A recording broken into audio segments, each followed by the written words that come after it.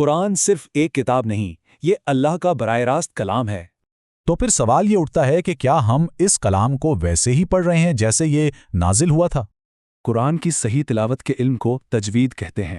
خود قرآن میں بھی ایک خاص طریقے سے تلاوت کا حکم ہے جسے ترتیل کہتے ہیں۔ تو ترتیل کا مطلب کیا ہے؟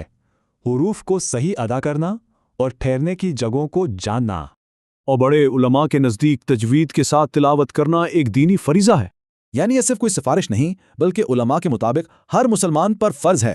اس فرض کے بھی دراصل 3 درجے ہیں، کچھ مستحب ہیں تو کچھ بالکل لازمی۔ تو جب ان لازمی اصولوں کو توڑا جائے تو کیا ہوتا ہے؟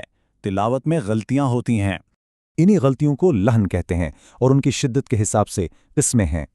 ایک ہوتی ہے لہن جلی یعنی واضح غلطی، اور دوسری لہن خفی یعنی چھپی ہوئی غلطی۔ ایک ذرا سی آواز کی تبدیلی سے اللہ کے کلام کا معنی بالکل بدل سکتا ہے۔ اور ان واضح غلطیوں یعنی لہن جلی کا ایک عبادت پر بہت سنگین اثر ہوتا ہے۔ فقہا کے نزدیک معنی بدلنے والی غلطی سے نماز بھی باطل ہو سکتی ہے۔